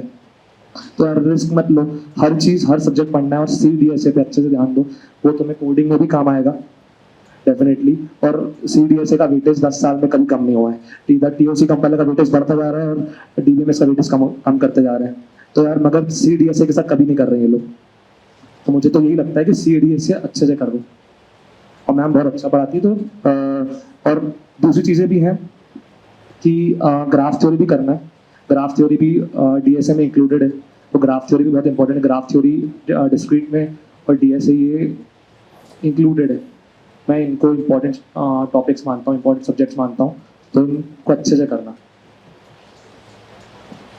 और कुछ तो मैंने देखा है कि सारे सब्जेक्ट्स है ना मोस्टली टॉपिक्स में डिवाइडेड है, और टॉपिक्स के ज़्यादातर ऐसा होता है कि आपस में इंटर रिलेटेड नहीं होते सब्जेक्ट्स में जो टॉपिक्स हैं। तो ऐसा है कि आपका उसी सब्जेक्ट में एक टॉपिक वीक हो सकता है और एक टॉपिक स्ट्रांग हो सकता है। जैसे ओएस में ऐसा है कि आपका प्रोसेस मैनेजमेंट जो रहता है ना, स्केड्यूलिंग, वो आपका स्ट्रांग हो सकता है, बस सिंक्रोनाइजेशन वीक हो सकता है। तो ऐसा नहीं है कि आपका एक टॉपिक वीक हो गया आप सब्जेक्ट ही छोड़ दो, तो आप उसी सब्जेक्ट का नेक्स्ट टॉपिक उठा के पढ़ सकते हो। तो उसमें कॉन्फिडेंस नहीं खवाना है आपको। मैं बोलूँगा कि आप जो मॉड्यूल सॉल्व करोगे उसके टाइम जो आपको क्वेश्चंस इंपॉर्टेंट लग रहे हैं उनको मार्क करके रखना, क्योंकि आखिरी में जब जनवरी आता है तो मैं सोच रहा था कि मेरे पास क्वेश्चंस करने के लिए कुछ है नहीं, मैंने सोचा मॉड्यूल वापस से करता हूँ, तो मेरे को कुछ स्पेसिफिक क्वेश्चंस मिले नहीं जो मेरे को करने चाहिए। तो मैं आपको बोलूँगा क्वेश्चंस मार्क करके रखो, और बसंत सर हमेशा बोलते हैं कि एक कॉपी बनाया करो जिसमें अपनी सिली मिस्टेक्स लिखो। तो जब भी तुम टेस्ट दो उसके बाद एनालाइज करो क्या क्या सिली मिस्टेक हुई, और उनको एक कॉपी में नोट करके रखो, वो काम आएगा आगे।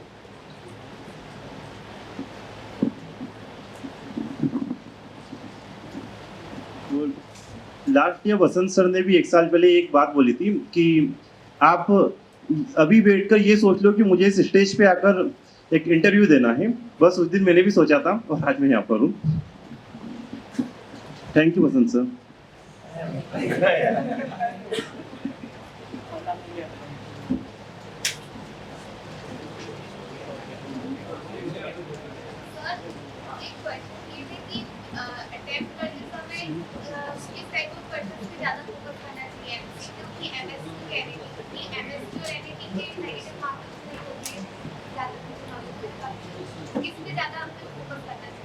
देखो मेरे हिसाब से सिंपल क्वेश्चंस गलती से भी नहीं छोड़ना है, गलती से भी नहीं छोड़ना है। मैं अपना एक्सपीरियंस बताऊं तो जब मैं गेट का पेपर दे रहा था तब SQL का जो सिंपल क्वेश्चन आया था वो आखिरी क्वेश्चन था। तो अगर मैंने अपनी स्पीड से कॉम्प्रोमाइज़ करा होता कि यार मैं अपनी स्पीड नहीं रखता, टाइम टू टाइम क्वेश्चन को देता, तो हो सकता है कि जो 55th क्वेश्चन जो एसक्यूएल का बहुत सिंपल क्वेश्चन था 2 नंबर का वो छूट जाता। तो यार पहली ये चीज़ होनी चाहिए कि यार तुम्हारे सिंपल क्वेश्चन बिल्कुल भी ना छूटे, क्योंकि सिंपल क्वेश्चन सब करेंगे और तुम नहीं करोगे तो तुम ऑलरेडी तुम नुकसान में रहोगे। तो सिंपल क्वेश्चंस नहीं छोड़ना, एक भी सिंपल तो। और पेपर में टाइम स्टैम्प बनाना इंपॉर्टेंट है। टाइम स्टैम्प बनाना कि यार 20 मिनट में जनरल एप्टीट्यूड खत्म करना है, फिर उसके बाद 20 मिनट में इतने क्वेश्चंस करने हैं, तो पेपर टाइमली हो जाएगा। सिंपल क्वेश्चंस सबसे पहले करने। सिंपल क्वेश्चन मतलब अगर 2.5 घंटे में अगर तुम्हारा पेपर हो गया 3 घंटे का, तो यार तुमने एक प्रकार से सारे सिंपल क्वेश्चन अटेम्प्ट कर लिए। उसके बाद आधे घंटे जो तुमने मार्क फॉर रिव्यू करके रखे वो तुम अटेम्प्ट करोगे। तो कभी भी एक पेस पकड़ कर रखनी पेपर में। तुम राउंड 1 में भी तुम जब सब्जेक्ट वाइज पेपर दो तब बेसिकली स्पीड पकड़ के रखना कि भैया अगर तुमने 2 घंटे का है तो तुमको 2.25 घंटे या 1.5 घंटे में कंप्लीट करना है, क्योंकि अगर सिंपल क्वेश्चन छूटेगा ना तो बहुत नुकसान होता है। गलती से सिंपल, क्योंकि दूसरे लोग बनाएंगे तुम नहीं बनाओगे तो ऑब्वियसली तुम्हारे 2 नंबर से तुम्हारी रैंक पता नहीं कहाँ बच जाएगी। और मैं ये बोलूँगा कि तुम्हारा जो क्वेश्चन है ये सब्जेक्टिव होता है हर पर्सन के लिए। मेरा ऐसा था कि मैं MCQ को लास्ट के लिए बचा के रखता था, क्योंकि MCQ थोड़ा टाइम ज़्यादा खाते हैं, एक ऑप्शन पे थोड़ा ज़्यादा ध्यान देना पड़ता है। तो मैं MCQ पहले अटेम्प्ट करता था और MSQ लास्ट में करता था। ये स्ट्रेटेजी थोड़ा लास्ट में आके बनाई। और टेस्ट इसीलिए होते हैं, टेस्ट में अपना एक्सपेरिमेंट करो और तुमको खुद को पता चलेगा कि तुम्हारा क्या स्ट्रेंथ है और तुमको किस तरह से अटेम्प्ट करने पे ज़्यादा फ़ायदा हो।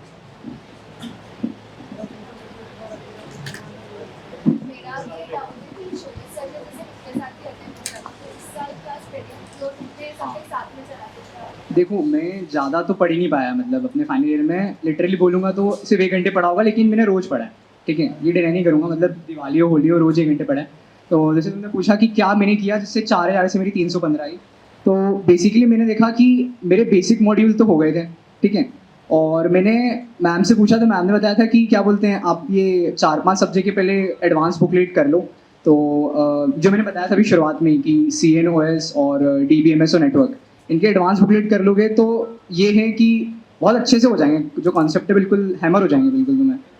और क्या बोलते हैं, एक तो ये हो गए 4 एडवांस बुकलेट हो गए।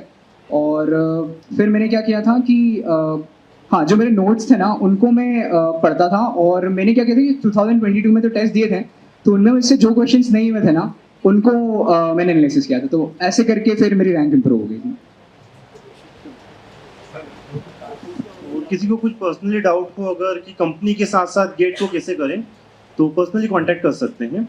मैम या सर से मेरा कांटेक्ट नंबर ले सकते हैं।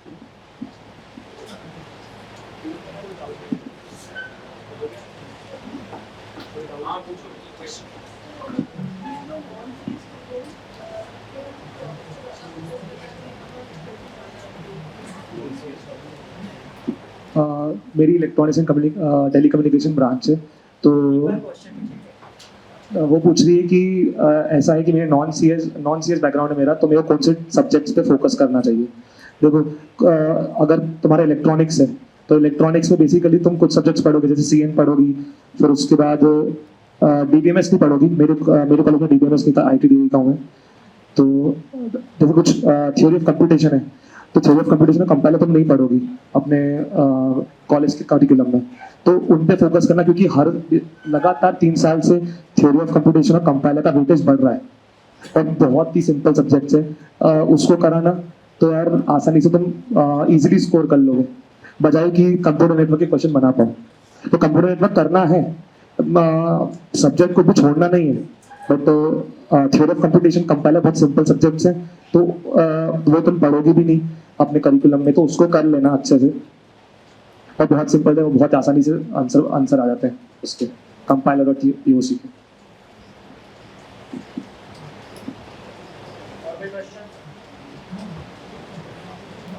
और कोई?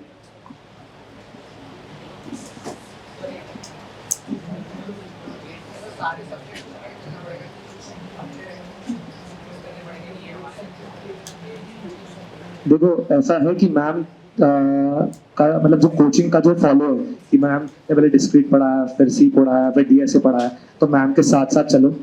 मैम के साथ साथ चलो। और हो सकता है कि तुम अपने 5 टॉपिक टेस्ट में से 4 टॉपिक टेस्ट में से एक आध टॉपिक टेस्ट मिस कर जाओ, बट एटलीस्ट तुम घर जाकर सब्जेक्ट को कंप्लीट तो कर दो, क्योंकि तुम्हारे पास राउंड 1 रहेगा। तुम राउंड 1 के एक वीक में तुम अपने सब्जेक्ट को कवर अप कर सकते हो। एक वीक इनफ होता है कंपाइलर जैसे सब्जेक्ट के लिए, तो एक वीक भी बहुत ज़्यादा है, तो 5 दिनों में कंप्लीट हो जाता है। तो यार जैसे CN है तो CN छूटेगा, एक वीक में नहीं होगा। तो मैम के साथ जो कोचिंग का जो करिकुलम है कि मैम जिस तरह से पढ़ा रही उसी तरह से पढ़ते रहो, और थोड़ा रिवीजन करते चलो, थोड़ा बहुत रिवीजन करते चलो, यही कहूँगा। जो कोचिंग का करिकुलम है उसको फॉलो करो, और मतलब जो कोचिंग में है उन्होंने कुछ सोच समझ के करिकुलम बनाया है, और उससे इतने लोग निकल रहे हैं कि 1000 में 100 लोग आ रहे हैं कोचिंग से निकल रहे हैं। तो वो करिकुलम सोच समझ के बना है, तो उसको फॉलो करो तो बेहतर है बजाय अपना बनाने की।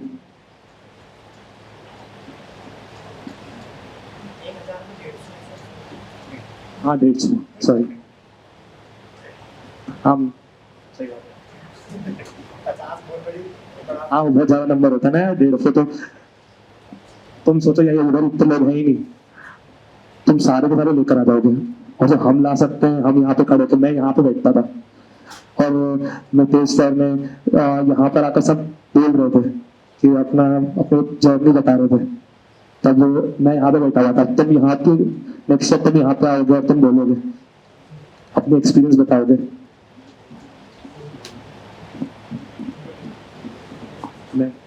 कंसिस्टेंसी कैसे है? मतलब मेरा ऐसा था कि एक दिन तो 6 घंटे बैठा, दूसरे दिन तो हो गया, उसको मैनेज कैसे करें?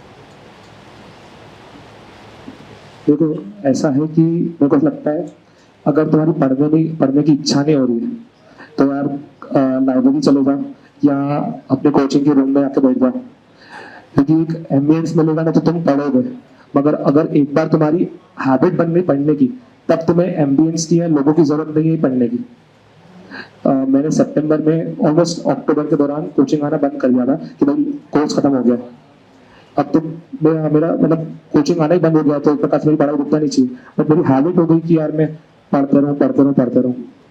तो मेरे हिसाब से अगर तुम्हारी इच्छा नहीं हो रही तो ऑफलाइन आकर अपने दोस्तों के साथ बैठ के लाइब्रेरी में पढ़ो, या कोचिंग की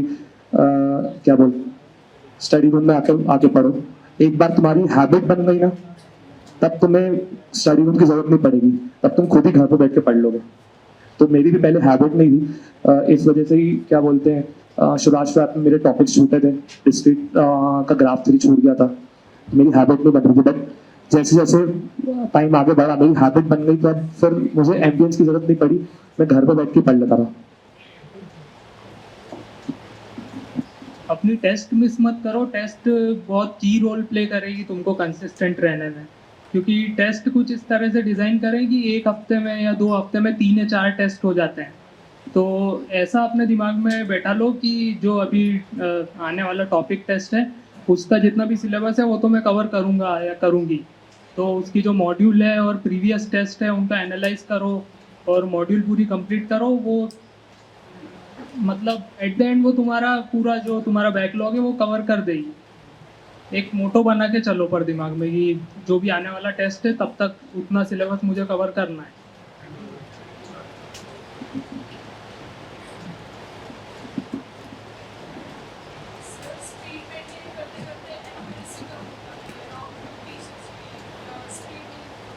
ये जब तुम टेस्ट एनालाइज करोगे ना तब तुमको समझ में आएगा कि तुम्हारी गलतियाँ कहाँ हो रही है। सबसे एक मेन मोटिव अपना यही रखो, मैम भी यही बोलती है कि अपनी एक्यूरेसी इम्प्रूव करो।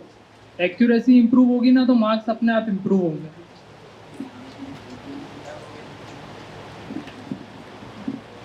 एक्चुअली स्पीड का सीधा सा रिलेशन है कि आप कितने नंबर ऑफ क्वेश्चंस लगाते हो।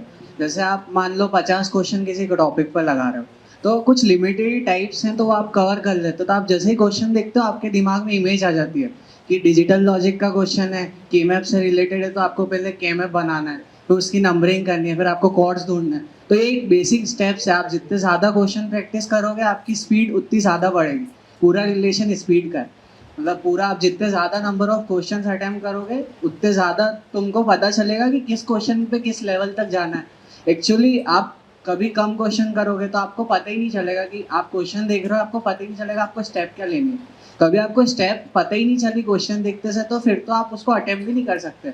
वहीं पे आपका टाइम भी गया और आप दूसरे क्वेश्चंस का टाइम मिस कर रहे हो उसके चक्कर में। तो पूरा रिलेशन नंबर ऑफ क्वेश्चन है। आप जितने ज़्यादा नंबर ऑफ क्वेश्चन करोगे, आपके माइंड में क्लियरिटी होगी कि आपको हर क्वेश्चन के लिए कितनी स्टेप्स लगनी है। मतलब ये सब relation number of question practice का। आप जितनी प्रैक्टिस करोगे आपका परफेक्शन आता जाएगा और इसमें टाइम लगेगा। और क्वेश्चन प्रैक्टिस और टेस्ट देने से एक तो फायदा होता है कि आपको पता चल जाता है कि कौन से क्वेश्चन छोड़ने हैं और कौन से लास्ट में करना है। मेरे लिए ये होता है, मेन एग्जाम मेरे को देख के पता चल गया था, चलो ये लास्ट में करते हैं यार, इसको स्किप करते हैं। तो मेरा फर्स्ट जो अटेम्प्ट था वो मैंने 2 घंटे में, वो 2 घंटे में कंप्लीट कर लिया था। फिर मैंने 1 घंटा बचा था, एक बार मैंने रिवाइज करे, जो क्वेश्चन छोड़े थे वापस करे। तो वो सब प्रैक्टिस से आता है कि मतलब आपको कौन सी स्ट्रेटेजी फॉलो करनी है। एक बार में आपको सारे क्वेश्चंस को एक बहुत क्लियरली देखना है या फिर आपको 2 राउंड देने हैं। मेरे लिए जो अच्छा था, मेरे को 2 राउंड देना पसंद था, 2 राउंड ऑफ क्वेश्चंस, तो ये भी था।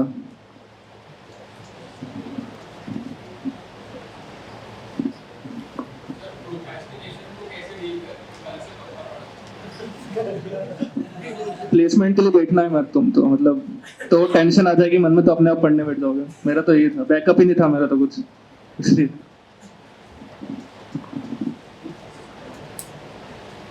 बैकअप नहीं होता तो प्रोक्रास्टिनेशन है वो हो जाता है। टेंशन होती है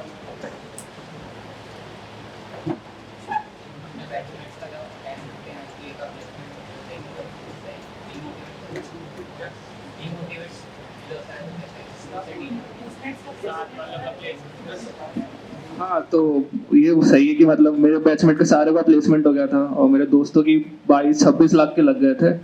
तो ऐसा है कि मेरे को पता था कि आईआईटी में जाके तो मेरे को इससे ज़्यादा तो होंगे ही। तो मेरा तो मतलब मेरे को था कि वेट कर लो, थोड़ा सा और वेट करना है, मेरे को अच्छा लेना है इनसे भी। 2 साल बाद लिंक्डइन में मैं पोस्ट डालूंगा उनसे बेटर।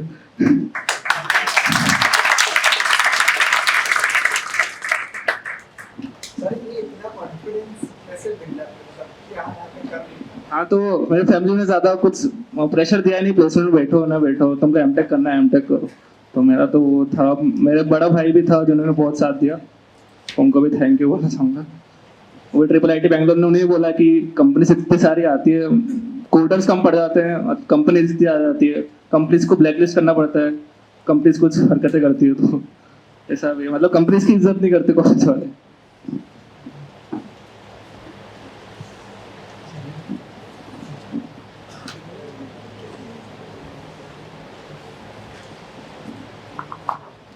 यार एक आध बस जनरल सजेशन में पेपर सॉल्विंग के रिगार्डिंग देना चाहता हूँ कि अभी जैसे कुछ तो आप में से पूछ रहे थे यार कौन से क्वेश्चन करें, MSQ में ज़्यादा ध्यान दें, MCQ में ज़्यादा ध्यान दें। पहली बात तो ये समझो, अगर टॉप रैंक टारगेट कर रहे हो ना, तो ये तुम्हारे पास फ्रीडम नहीं है, ये लिबर्टी नहीं है कि यार ये तुम क्वेश्चन करो नहीं करो, देखो देखना तो तुम्हें सब है अच्छे से, ठीक है, और अटेम्प्ट करने का भी ट्राई करना है अगर टॉप रैंक टारगेट कर रहे हो तो।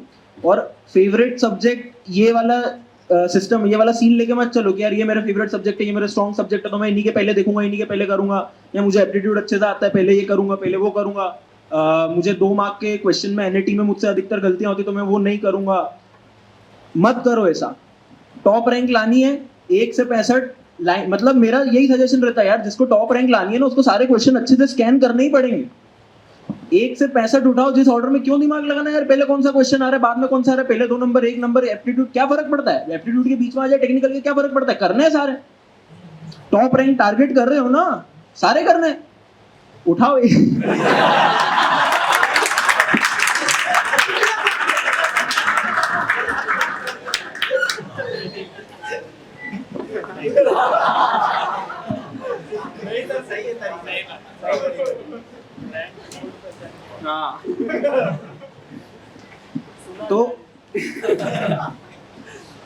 तो ऐसा मत करो, कोई हर सब्जेक्ट में अपने को यार एक्स्ट्रा ऑर्डिनरी नहीं होना, ठीक है, उसके लिए तुमको 10-20 साल तुम पढ़ाओगे तब जाके तुम शायद मैम जैसे हो जाओगे, हर सब्जेक्ट में बहुत अच्छे।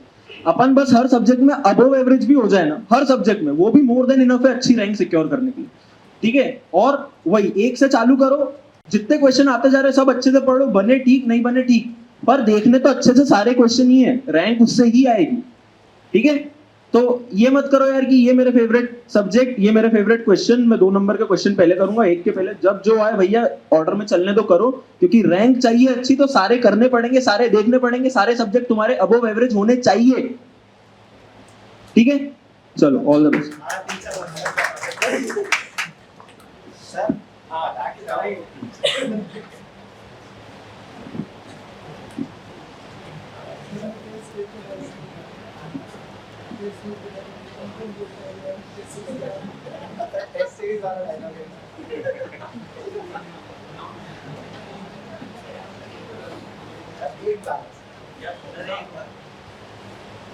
बहुत हार्ड बनाया था उसका, लास्ट ईयर बोला था ना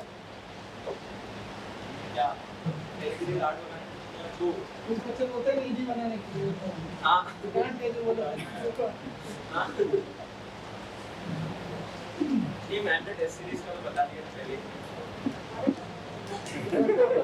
आपके वो से चल रहा है।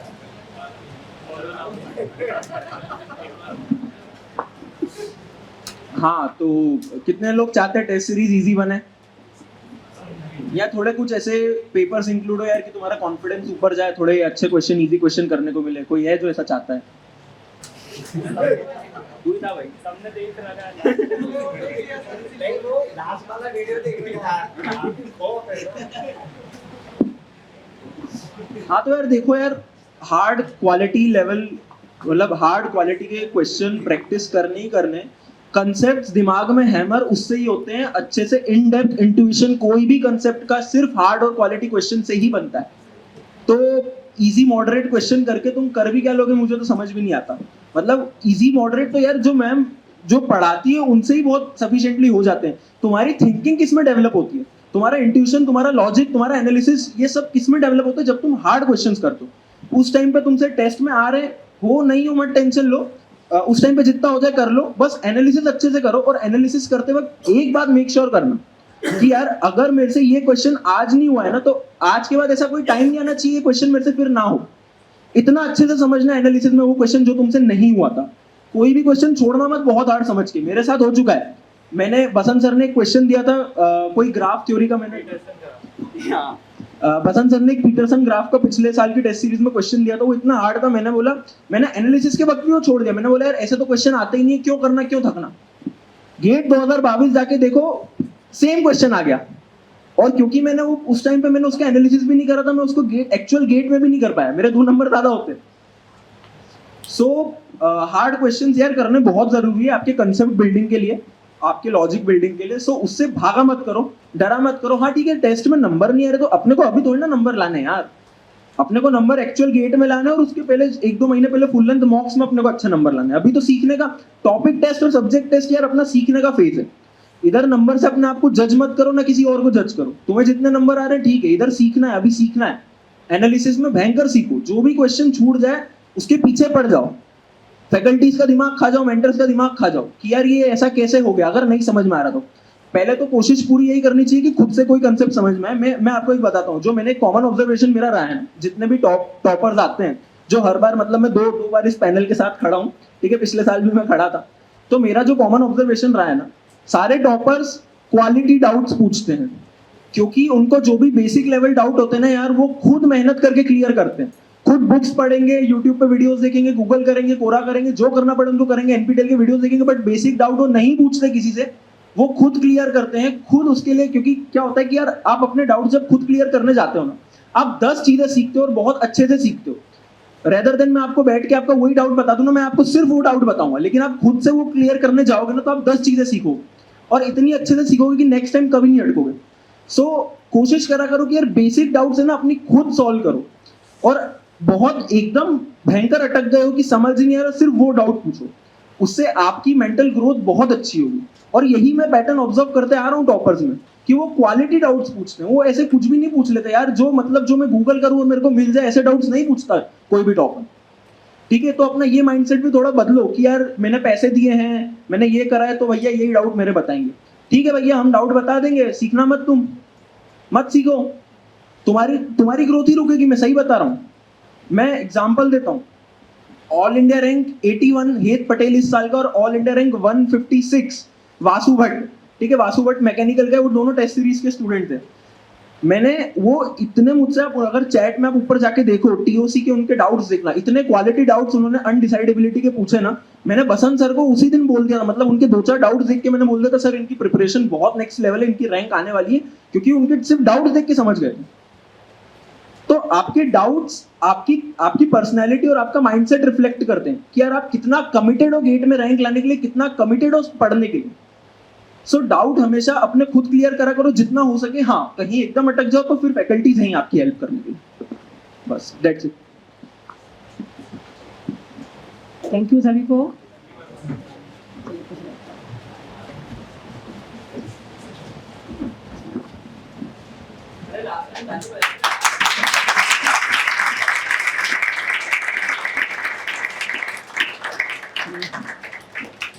तो आई होप आप नेक्स्ट ईयर आप सभी यहीं पे होंगे, आप भी इसी तरह से दूसरों को मोटिवेट कर रहे होंगे, गाइड कर रहे होंगे कि कैसे पढ़ना और कैसे नहीं पढ़ना है ना।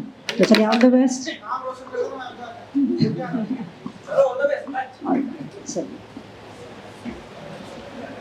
चलिए तो पढ़ना है, चलिए ठीक है, चलिए आज ओके नहीं तो हम मंडे को कंटिन्यू करते हैं। अच्छी और आप सीरियस है ना, बिल्कुल सीरियस एफर्ट्स कि हमको सबको टॉप 10 का टारगेट करना है। टॉप 10 में एयर 1 टारगेट करो तो डेफिनेटली बिल्कुल आएगी। ठीक है, चलिए।